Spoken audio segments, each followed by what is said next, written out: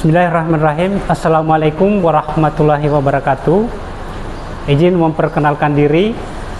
Nama saya Yusrin Karauna, SIP MA dari Universitas Sari Mutiara Indonesia, Fakultas Komunikasi dan Perpustakaan. Saya adalah peserta dengan nomor urut 33 pada pelatihan lokakarya pekerti yang diselenggarakan oleh USU. Pada hari ini akan melakukan video pembelajaran offline untuk mata kuliah otomasi perpustakaan. Jadi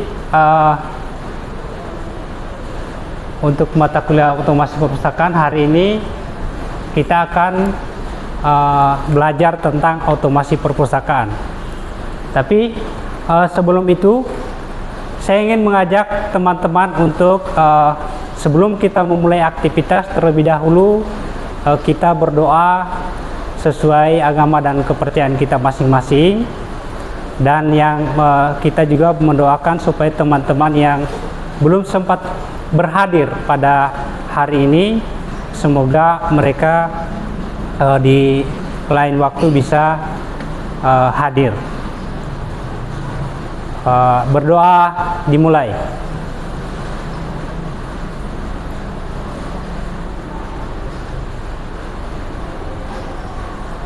Berdoa selesai. Ya. Oke, kita lanjutkan materi kita hari ini.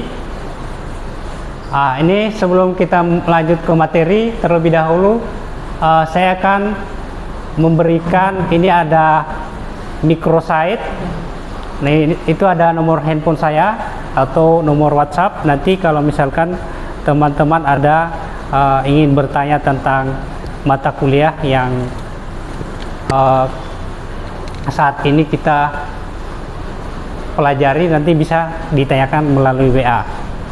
Kemudian di sini juga ada email saya. Nanti kalau misalkan ada tugas-tugas atau kepentingan lain itu di luar, misalkan tapi di luar dari kepentingan pribadi ya. Nanti kalau ada tugas mungkin saya akan mengarahkan teman-teman untuk mengirim tugasnya melalui email saya. Kemudian ini ada media sosial saya atau di IG, nanti bisa kalau misalkan ada yang mau bertanya atau bisa bertanya melalui DM. Oke. Selanjutnya, nah, untuk di semester 4 ini, hari ini kita melaksanakan perkuliahan untuk pertemuan yang kedua. Jadi pertemuan kedua ini ada pokok bahasan dan sub pokok bahasan.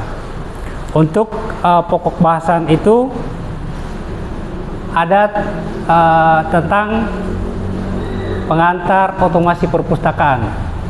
Kemudian sub pokok bahasannya yang pertama itu konsep dasar otomasi perpustakaan, dan yang kedua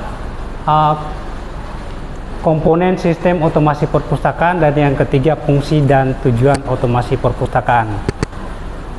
Nah, selanjutnya di sini ada capaian pembelajaran. Jadi nanti teman-teman diharapkan setelah mengikuti perkuliahan ini, teman-teman harus mampu menjelaskan tentang konsep dasar otomasi perpustakaan, kemudian komponen otomasi perpustakaan, serta fungsi dan tujuan otomasi perpustakaan. Kemudian kemampuan akhir yang diharapkan. Jadi kemampuan akhir yang diharapkan di sini setelah mengikuti perkuliahan ini, teman-teman harus mampu menjelaskan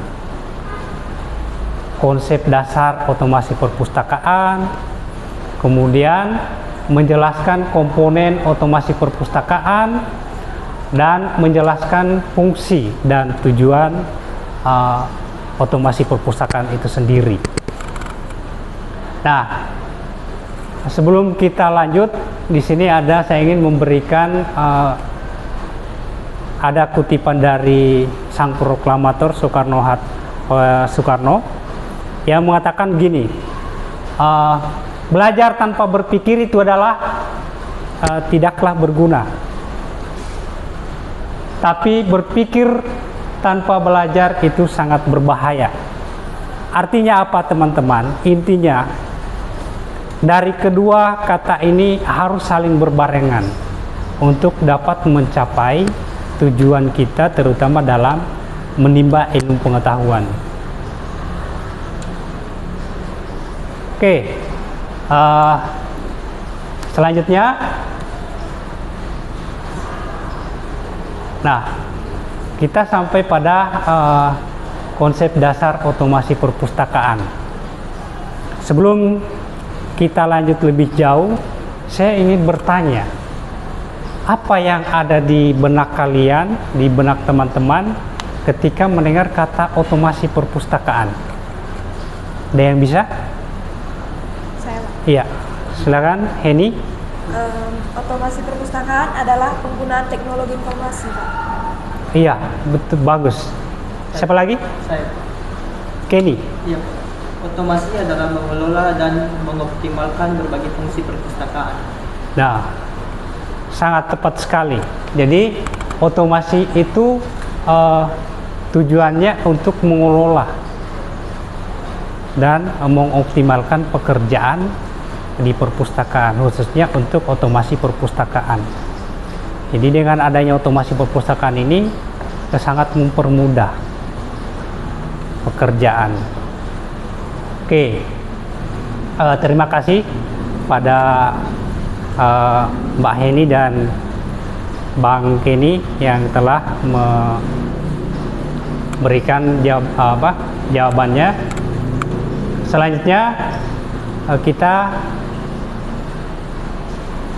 masuk pada definisinya.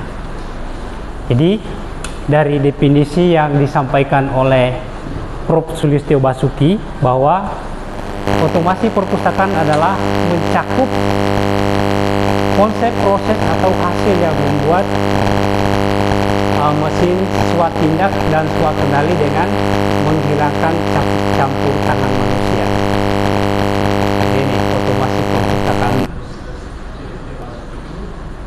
menghilangkan campur tangan manusia karena sifatnya dia sudah otomatis. Kemudian Putu Laksman Pendit berpendapat bahwa otomasi perpustakaan adalah seperangkat aplikasi komputer untuk kegiatan di perpustakaan yang bercirikan penggunaan pangkalan data ukuran besar dengan kandungan tekstual yang dominan dan dengan fasilitas utama yang dapat menyimpan, menemukan, dan menyajikan informasi. Jadi dengan adanya otomasi perpustakaan ini, Pak Putu berpendapat bahwa dengan fasilitas utama ini dapat menyimpan, menemukan, dan menyajikan informasi melalui otomasi perpustakaan. Jadi sedikit saya berikan gambaran bahwa dengan adanya otomasi perpustakaan ini, hal ini memudahkan kita dalam mengelola informasi yang ada di perpustakaan. Karena apalagi sekarang saatnya sudah modern, ya, informasi juga sudah dengan mudah didapatkan. Kemudian bagaimana perpustakaan itu sendiri bisa mengelola dengan baik melalui otomasi perpustakaan. Nah, selanjutnya kita berbicara sedikit sejarah tentang otomasi perpustakaan. Jadi otomasi perpustakaan itu awalnya dia berada pada era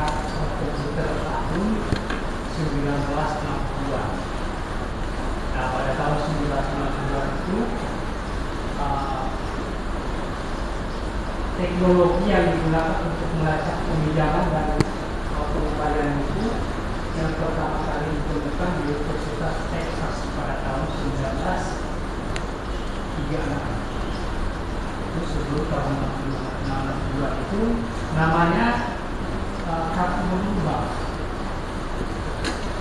Untuk menemukan informasi itu namanya kartu menimbang. Kemudian pengindesan semi mekanis. Jadi metode ini digunakan untuk mengindeks dokumen meskipun terbatas pada koleksi khusus yang kecil. Ya, kita lanjut. Era mandiri tahun 60-an sampai tahun 70-an. Jadi yang pertama itu ada komputerisasi duri, aktivitas seperti mengkatalogisasi, spekulasi, pengadaan mulai dijalankan dengan komputer, tapi biasanya masih terpisah. Ya, zaman dulu mau seperti itu. Kemudian pengembangan format MAR atau yang biasa disebut dengan mesin variable katalogi. Jadi ini dikembangkan di perpustakaan Kongres Amerika Serikat untuk membuat data bibliografis yang dapat dibaca mesin. Kemudian pada tahun 1960 dibentuk Online Computer Library Center atau yang biasa disebut OCLC yang memungkinkan perpustakaan berbagai katalog secara terpusat. Nah, selanjutnya ini ada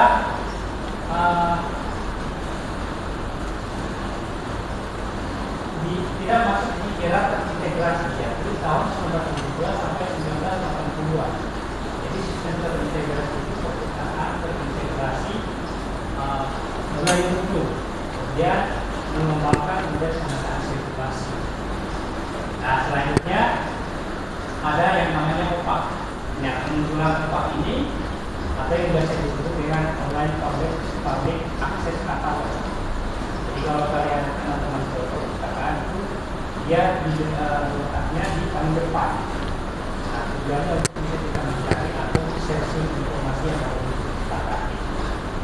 Kemudian yang ketiga itu ada perangkat lunak atau perangkat lunak mikro. Jadi ketersediaan komputer yang lebih cepat dan murah pada era 80-an itu membuat informasi perpustakaan semakin terjangkau.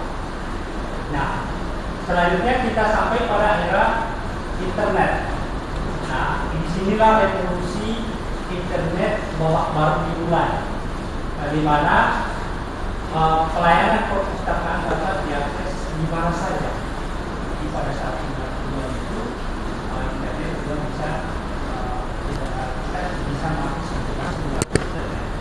Nah, baik itu akses dari jarak jauh, kemudian perpustakaan digital. Yang kedua itu perpustakaan digital. Jadi banyak perpustakaan mulai mengembangkan perpustakaan digital untuk menyediakan koleksi dalam format elektronik. Yang teman-teman akses di informasi yang diakses itu dari perpustakaan itu dia sudah berbentuk format elektronik. Salah satu contohnya nanti itu ada atau nanti kalian akses repository perpustakaan, di situ nanti dia sudah berbentuk format elektronik. Nah, selanjutnya di era modern tahun 2000 sampai sekarang. Jadi pada era ini perpustakaan mengintegrasi teknologi canggih dan layanan yang lebih efektif interaktif. Nah, yang pertama teknologi RFID. Jadi banyak perpustakaan menggunakan teknologi RFID. Jadi yang menggunakan teknologi RFID ini salah satu contohnya nanti kalau teman-teman jalan-jalan di universitas perpustakaan khusus itu ada juga. Kemudian kalau di yang pernah saya dapatkan di Jakarta itu di BINUS dia sudah menggunakan teknologi RFID.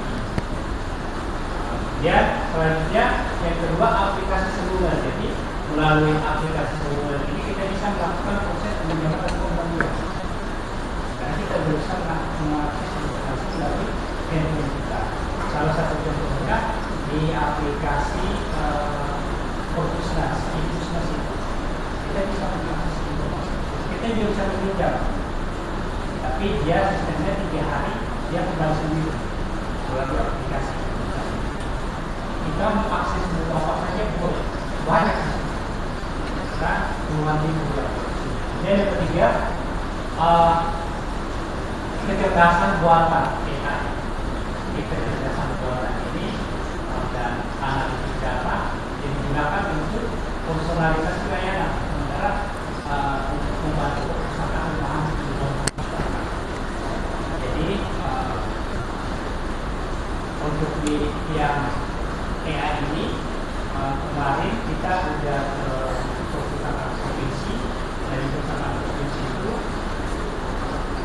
provinsi seluruh ya, mereka menggunakan AI ini sebagai ahli media. Jadi dengan tenaga di angkat data di bagian deposit itu, mereka menggunakan informasi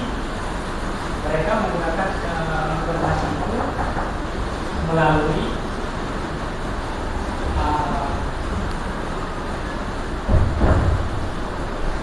mereka menggunakan AI ini dengan jadi videonya itu bisa, misalkan yang kayak sisi mangarnya ini, dia bisa dibuat videonya itu bicara melalui teknologi AI. Kemudian integrasi layanan, jadi perpustakaan modern menggabungkan koleksi fisik dan digital serta menyediakan layanan hybrid yang dapat diakses baik secara daring maupun secara online. Jadi hari saat ini kita juga bisa mengakses dalam bentuk fisik, terus dalam bentuk digital. Contohnya di perpustakaan kita, kalau kita mau ambil yang fisiknya adalah, kemudian ada juga e-booknya. Kita bisa baca, tapi cuma bisa baca di ruangan yang ada komputer. Kemudian selanjutnya kita sampai pada komponen sistem otomasi perpustakaan. Jadi komponen sistem otomasi perpustakaan itu dapat dikategorikan menjadi 3 bagian penting.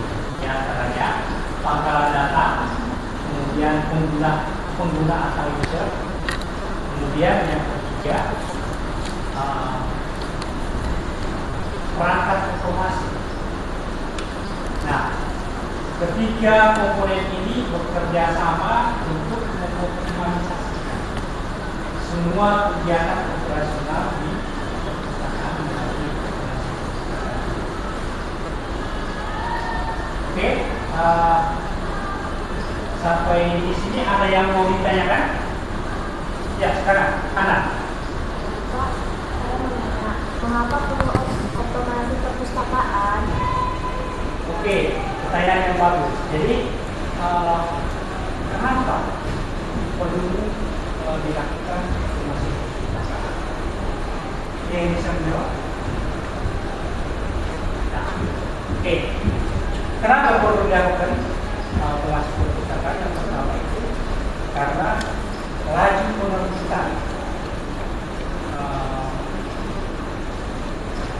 penerbitan yang sangat meningkat. Kemudian yang kedua, meluasnya jumlah penduduk yang membuat orang bisa membaca dan menulis. Kemudian yang ketiga, semakin mahalnya tenaga manusia. Yang pertama tadi itu saya bisa katakan dengan laju pendidikan yang meningkat, laju pendidikan yang meningkat ini di Indonesia sendiri setiap tahunnya dia menerbitkan buku lebih dari 5.000 buku. Itu makanya dengan adanya otomasi perpustakaan ini kita bisa dengan mudah melakukan pengelolaan perpustakaan. Karena kalau kita pakai manual lalu kita bisa waktu pekerjaannya sangat bisa selesai tapi sangat lama dan itu membutuhkan tenaga dan sumber daya yang cukup banyak. Jadi ada yang otomasi perpustakaan ini tetap membutuhkan, tapi kita manusia cuma sebagai pengawasnya, kita melakukan pengawasan. Oke, kita lanjut. Terima kasih Mbak Ana pertanyaannya. Kemudian kita sampai pada komponen sistem perpustakaan. Nah, ini komponen masing perpustakaan yang pertama itu ada pangkalan data. Pangkalan data adalah kumpulan data yang disusun secara sistematis serta ini dapat melakukan berhubungan dengan sistem secara elektronik dan dapat diakses, dikelola serta dimanipulasi secara efisien menggunakan perangkat khusus. Nah, kemudian yang kedua user atau pengguna dalam sistem informasi perpustakaan ini ada tingkatan yang terdapat beberapa tingkatan operator tergantung dari tanggung jawabnya. Yang pertama ada supervisornya, kemudian yang kedua ada operator administrasinya, kemudian ada operator pengadaan, pengelolaan, serta operator supervisi. Yaitu untuk proses untuk user dan pengguna dalam komponen otomasi perpustakaan. Kemudian yang ketiga ini ada perangkat otomasi. Jadi perangkat otomasi itu ada perangkat keras yang seperti komputer, kemudian ada printer, barcode, scanner, kemudian ada juga kertas dan sebagainya. Nah, untuk perangkat keras ini ada langkah dan sistem security gateway. Jadi di perpustakaan itu kayak di perpustakaan saya di Universitas Uni Sunan Kalijaga. Jadi di situ ada yang namanya security gateway. Jadi dia sistem keamanannya ada. Nah, ketika kita mengambil buku kemudian keluar tanpa melalui proses pelayanan sirkulasi, itu langsung dia bunyi. Jadi itu di Makassar juga ada kayak gitu. Tapi di sini saya belum tahu apakah itu. Mungkin di Unirnya sama Kusudainya ya security-nya. Contohnya kadang kalau matahari itu kan ada yang berdiri di situ. Dia barangnya dia kedudukannya dia putih tinggi kan, tapi dia cantik. Dia kan seperti ini. Cuman putih tinggi aja itu barangnya. Kemudian yang kedua perangkat lunak otomasi atau yang biasa disebut dengan software. Jadi perangkat lunak ini digunakan sebagai alat pembantu mengefisiensikan dan mengefektifkan proses. Jadi ini pemilihan softwarenya bisa dibangun atau dibuat sendiri. Yang buat sendiri itu ITSI, mereka buat sendiri software ini. Kemudian Universitas Pajamundi, mereka buat sendiri software ini untuk software. Kemudian ada juga yang menggunakan open source software gratisan. Yang gratisan itu yang pertama aplikasi software Slims, Senayan Library Mandiri System. Kemudian yang kedua English Live yang dikeluarkan oleh Perpusnas. Itu aplikasinya gratis. Tapi gimana caranya kita membuatnya sendiri ya? Nah kemudian ini bisa dilakukan dengan membeli secara komersial. Ini perpustakaan Universitas Uin Makassar itu mereka beli melalui channel aplikasi. Namanya aplikasinya seperti Elis. Oke. Kita sampai pada manfaat dan sistem otomasi perpustakaan. Jadi manfaat yang pertama itu memperlancar dan mempercepat proses pencarian informasi dengan melakukan kegiatan pencarian informasi. Kemudian yang kedua, membantu dalam pemilihan dan pemrosesan berbagai jenis sumber daya perpustakaan yang akan ditawarkan di perpustakaan. Ini manfaat dari otomasi sistem otomasi perpustakaan. Kemudian yang ketiga itu terciptanya saluran komunikasi guna membina kerjasama antar. Jadi dengan adanya sistem otomasi ini ternyata menjadikan terjalinnya komunikasi terciptanya dalam membina kerjasama perpustakaan. Salah satu contohnya kita menggunakan aplikasi SLIMS. Jadi aplikasi SLIMS itu dia ada komunikasinya. Ada juga di situ yang membuatnya. Nanti kalau misalkan di komunitas itu, nanti kalau ada yang kita dapat, bisa kita tanya sama mereka langsung dari yang mereka teman-teman yang membuat itu. Jadi kalau di Banten ada namanya komunitas Islam. Jadi satu grup di situ. Kalau ada yang kita dapat, bisa kita tanya sama mereka. Kemudian diarahkan. Suatu saat aplikasi kita error, software kita error, bisa kita tanya sama mereka. Nanti diarahkan, oh kayak gini masuk ke sini. Nah, kemudian yang ketiga, yang keempat, mengawasi bagaimana perpustakaan mengelola data dan administrasi. Jadi itu manfaatnya. Kita bisa mengelola data dan administrasi, terutama data keanggotaan, kemudian berapa yang masuk, berapa yang keluar, kemudian siapa yang ada di dalam. Namanya penilaian seperti itu apa? Dengan melalui manfaat. Kalau kita menggunakan sistem, jadi enaknya menggunakan sistem kayak gitu dia. Nah,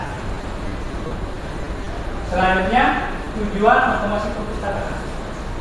Jadi tujuan otomasi perpustakaan ini menurut Supriyanto dan Musik tahun 2008 mengatakan bahwa tujuan otomasi perpustakaan meliputi peningkatan kualitas layanan perpustakaan. Jadi dengan adanya otomasi ini dapat meningkatkan kualitas dalam pelayanan